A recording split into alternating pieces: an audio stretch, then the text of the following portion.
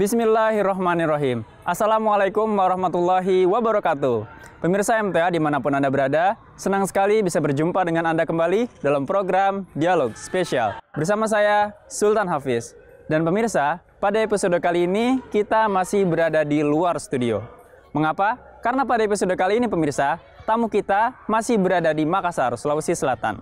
Beliau adalah profesor dan akademisi dari Universitas UIN Alauddin Makassar yang pernah diundang di Jalsa Internasional 2018. Beliau adalah Dr. Haji Muhammad Amri LCMA, Dekan Fakultas Tarbiyah dan Keguruan UIN Alauddin Makassar. Pada awal November 2018 yang lalu, Jemaat Ahmadiyah Indonesia dan UIN Alauddin Makassar mengadakan gala dinner dan seminar nasional bertemakan tentang Islam, Agama, Perdamaian. Dan pada saat gala dinner lah, rekan kita mewawancarai para tamu istimewa kita mengenai pengalaman mereka tentang berada di Jalsa Salana Internasional 2018 di UK. Baik pemirsa, mari kita langsung saja dengarkan kisah beliau langsung dari Makassar. Apa motivasi utama Bapak sehingga berkenan hadir di Jalsa Salana? Sebelum saya menjawab pertanyaannya Mas, jadi background saya itu kan mengajar tentang pemikiran. Nah selama ini kita cuma mendapatkan informasi. Nah sebelum saya ke London, maka saya pernah juga dapat undangan ke Iran. Nah jadi untuk kemudian diundang oleh teman-teman dari Syiah. Nah, baik di Iran maupun di London ini, saya sebagai akademisi memanfaatkan momen ini untuk konfirmasi sebenarnya. Karena yang terjadi adalah ketika kita tidak punya peluang untuk konfirmasi, kemudian yang selama ini kita terima hanya informasi saja, apalagi informasi itu tidak dari sumber aslinya, ini yang jadi persoalan biasa. Nah oleh karenanya yang membuat saya kemudian ketika menerima undangan itu baik ke Iran maupun ke London, maka itu adalah kesempatan untuk mengkonfirmasi langsung. Nah bagaimana Syiah, bagaimana Ahmadiyah. Nah ternyata apa yang kami lihat, saya dengan teman-teman itu sangat jauh atau berbeda dengan apa yang informasi yang selama ini kami terima. Nah itu kemudian menjadi satu tambahan wawasan bagi kami. Nah karena memang di dunia ilmiah kan seperti itu, bahwasanya semuanya harus terkonfirmasi. Tanpa kita cuma menerima informasi saja, maka kita punya informasi kan tidak jadi balance itu. Nah, keberagamaan kita selama ini, kemudian apa yang kita pahami selama ini dari guru-guru kita, kemudian dari satu sumber. Kemudian kita coba membandingkan dengan sumber yang lain. Nah disitulah kita akan lihat kemudian menganalisa sehingga tesis selama ini mungkin ada antitesanya dan kemudian seterusnya itu untuk kita lihat. Dan memang ya hasil dari konfirmasi itu kemudian menghasilkan satu keyakinan bahwasanya apa yang disampaikan selama ini atau paling tidak informasi yang kita dapatkan itu jauh berbeda dari apa yang kita lihat di tempat di mana aliran atau mazhab ini tumbuh dengan pesatnya, baik di Iran maupun katakanlah di Ahmadiyah. Untuk sementara ini kita bisa lihat di Inggris. Nah itu kemudian saya secara pribadi ini kemudian saya berterima kasih sekali dengan kesempatan yang diberikan oleh saudara-saudara dari Ahmadiyah untuk bisa melihat secara langsung kehidupan Ahmadiyah yang ada di London saat itu. Bagaimana kesan pertama Bapak sewaktu sampai di Jalsa Salana? Ya, pertama ini dengan kehadiran ribuan orang ya untuk menghadiri jalsah itu, pertama yang terlintas ini kalau ini salah, ini kok ribuan orang masuk neraka ini, iya kan? Masa seperti itu. Nah, sementara yang kita tahu dari hadis-hadis Nabi, tidak akan berkumpul orang begitu banyak atas untuk suatu kebohongan yang besar, atau suatu orang begitu banyaknya ini, masa tidak ada yang bisa logika sederhananya begitu. Nah, bahwasanya tidak mungkin di ribuan orang ini kemudian kalau ditemukan kesalahan, ada satu mengatakan ini salah loh, ini sebenarnya ini. Masa kita yang salah ini kita mau sama-sama dengan ribuan orang ini sepakat bahwasanya ini benar.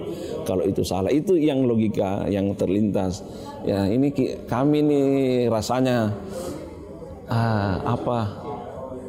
masuk akal ini kalau ini teman saudara-saudara semua ini yang Nah, kemudian masuk ke jalsah itu dan mengikuti beberapa hari kami hidup di sana, katakan sebenarnya nggak ada yang berbeda dari apa yang saudara-saudara katakanlah Sunni itu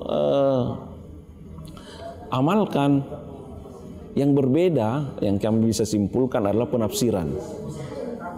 tafsir dari beberapa teks. Nah, ya, saya selalu mengatakan seperti ini kalau mengajar, kadang kita salah membedakan antara agama dengan mazhab. Terkadang sebuah mazhab yang kita lihat, kita menganggap itu agama, padahal itu tafsiran paling tidak dari teks keberagamaan yang ada. Jadi namanya ini tafsir, maka bisa saja bisa itu ada perbedaan, dan itu perbedaan itu sunnatullah. Ya, bahkan yang kita lihat jauh lebih banyak persamaannya antara Ahmadiyah jika dibandingkan dengan teman-teman dari Syiah. Apa yang berbeda? Salat sama, azan sama. Bahkan untuk ceramah-ceramah dari huzur itu kan menekankan adalah persaudaraan. Tidak ada sama sekali yang berbeda kecuali tafsir terhadap tentang nabi terakhir itu. Tapi itu kan tafsir, dan setelah mendapatkan penjelasan dari beberapa dai di sana, kami paham bahwasanya itu tafsir. Mungkin di seminar besok itu akan lebih clear. Tapi kesimpulan saya bahwasanya itu perbedaan adalah perbedaan tafsir. Bahkan satu teman lebih ekstrim mengatakan, loh, Ahmadiyah ini bahkan ini Sunni, ini bagian dari Sunni. Salatnya sama, lapasnya sama, bahkan syahadatnya tidak ada syahadat yang mengagungkan umpamanya huzur itu sebagai nabi, tidak ada kan. Jadi saya kira clear bahwasanya perbedaan itu adalah perbedaan tafsir saja. Kalau jadi kalau ketika perbedaan tafsir, ya itu adalah sesuatu yang jangankan antara, katakanlah kalau kita mau membagi Sunni dan Ahmadiyah, orang di Sunni kok saja juga berbeda itu tafsir itu, maka muncul banyak mazhab itu kan. Gimana yang menafsirkan orang harus baca bismillah dengan menjaharkan, dengan bismillah tidak menjaharkan. Bagaimana orang yang salat harus bersedekap dengan harus yang lurus tangannya ke. Ini kan bagian dari penafsiran-penafsiran yang kemudian menjadi mazhab. Yang salah adalah ketika kita menganggap tafsiran kita atau mazhab kita itulah yang paling benar. Nah, itu saja yang dari kemudian dari yang paling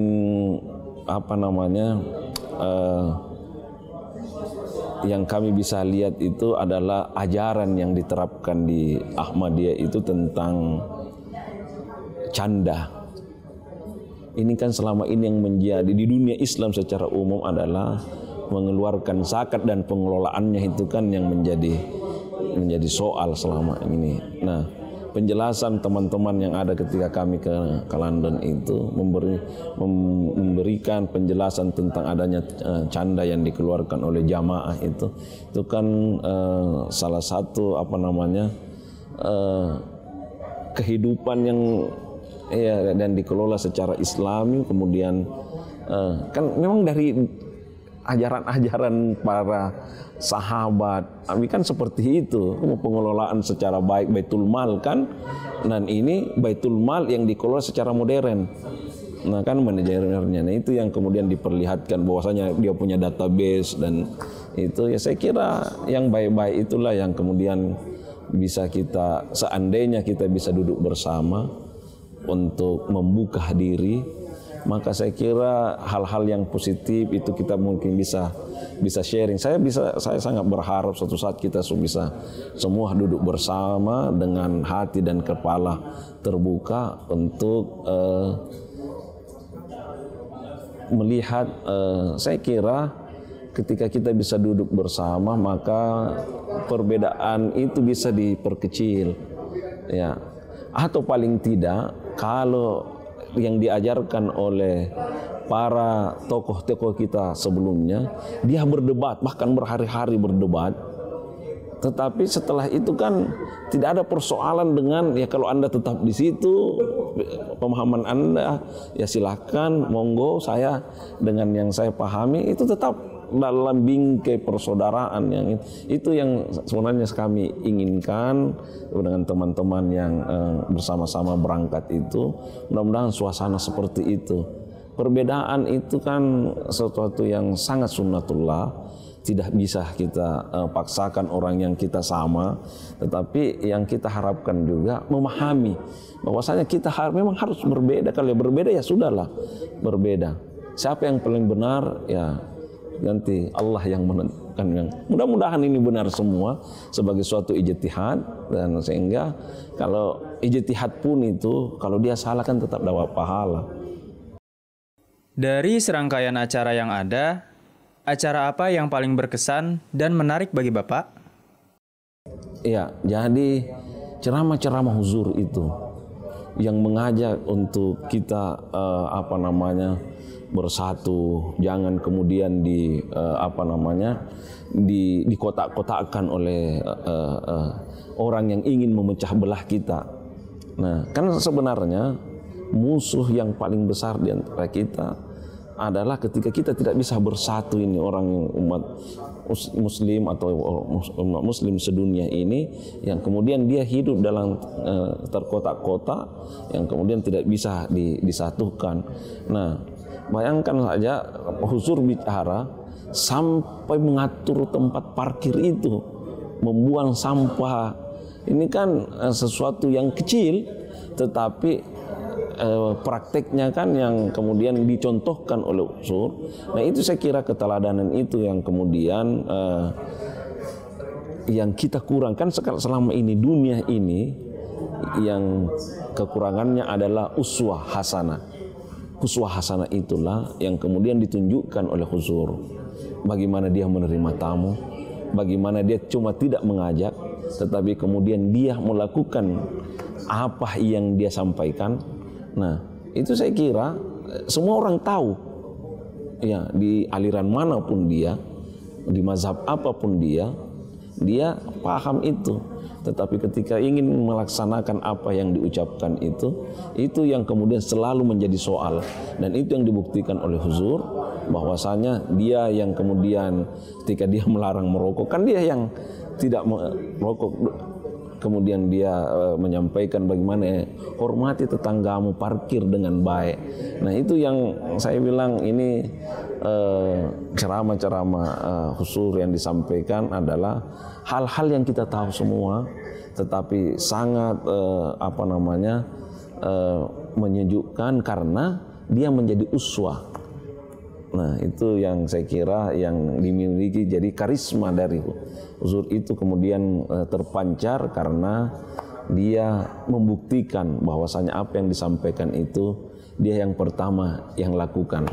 Itu yang kesan saya selama di sana.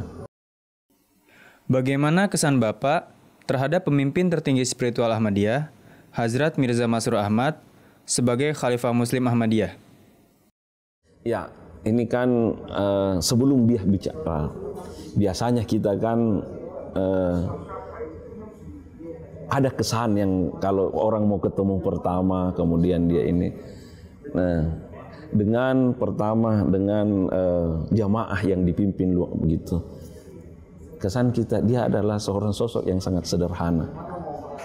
Dengan ya kita kan dibawa ke kantornya itu, kemudian orangnya yang sangat welcome. Dan ternyata setelah itu dia bercanda juga di ketika kita ketemu. Jadi saya pikir, nah apa yang salah ini? Kalau orang cuma mau melihat dari gestur, kita mau lihat gestur. Nah ini orang bersih ini sosok ya saya katakanlah tanda kutip suci ini. Kan begitu, sebagai seorang pemimpinnya bisalah diikuti.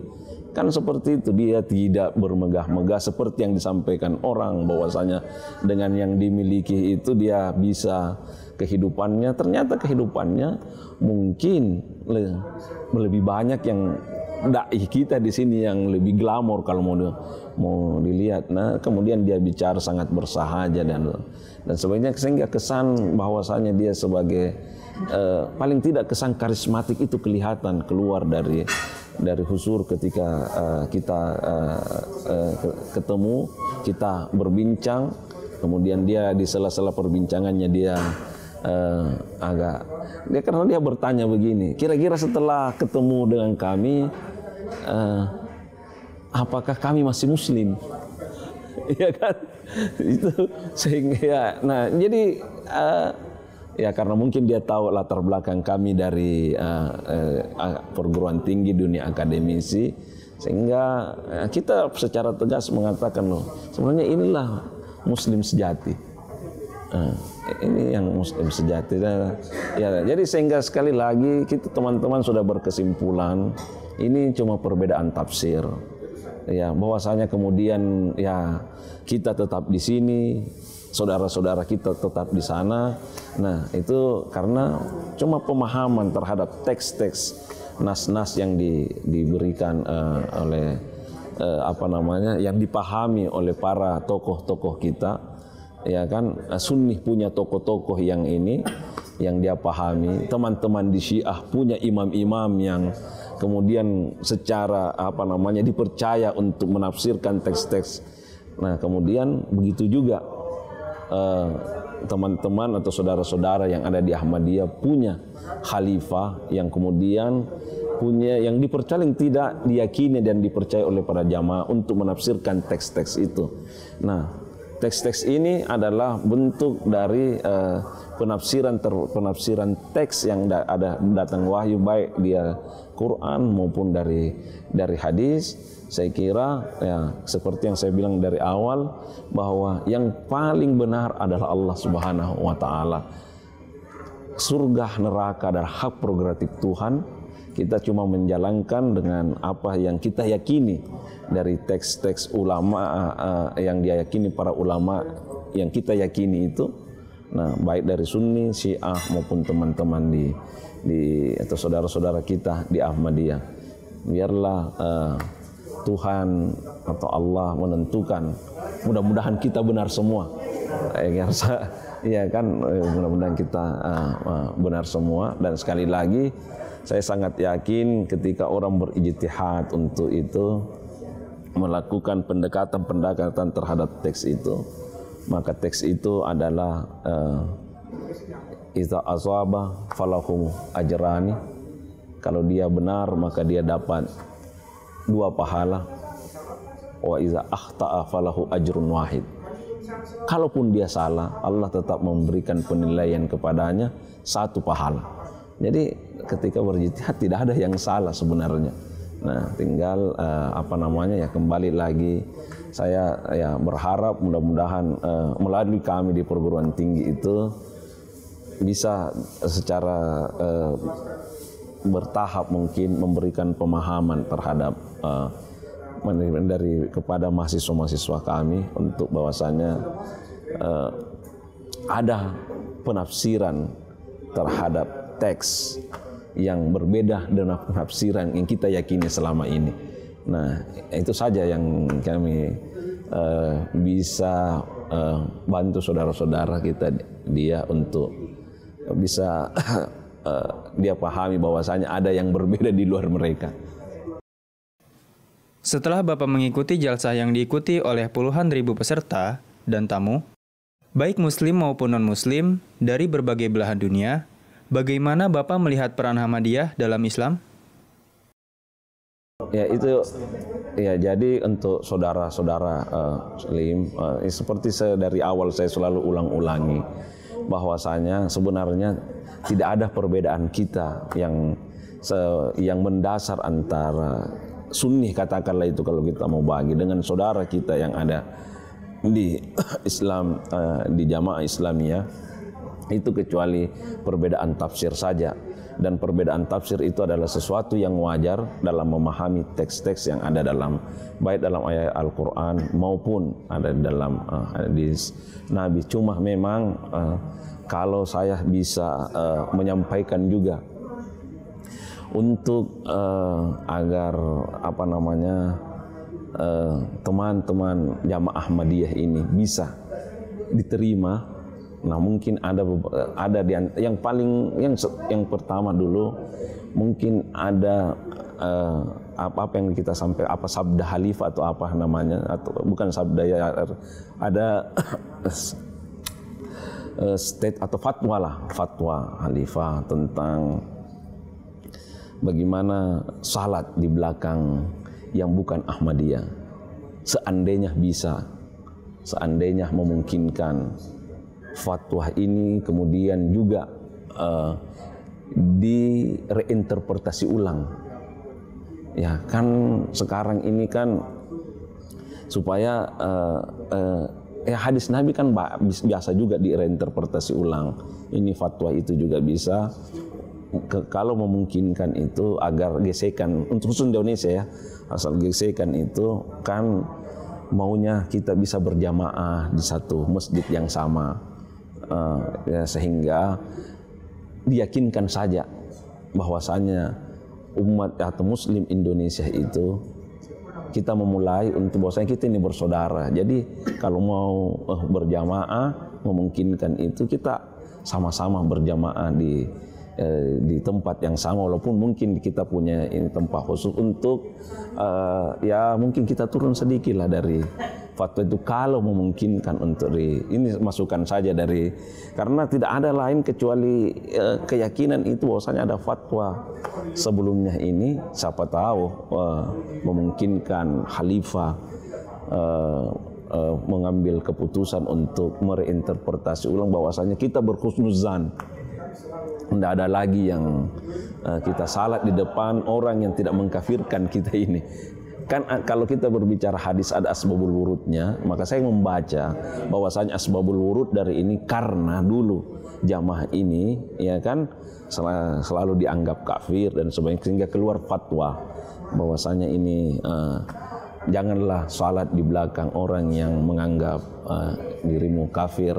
Nah itu ini saja. Kalau kita mau saling ini, karena susah juga ini kan yang teman-teman yang saudara-saudara kita ini lihatnya simpel saja loh, ini tidak mau bergabung dengan kami.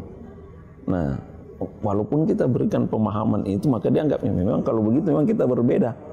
Nah mungkin lebih bijak lagi, saya tidak akan masuk secara mendalam itu, tetapi fakta yang ada yang paling tidak yang saya dengar, yang saya lihat dengan saudara-saudara kita di Mataram sana waktu terjadi persekusi itu, salah satu yang saya baca dan saya bicara dengan salah satu teman yang mendampingi itu, bahwasanya ini seandainya ini bisa dikecilkan atau dicari titik temunya hingga melahirkan fatwa yang baru sehingga persaudaraan itu tetap nampak.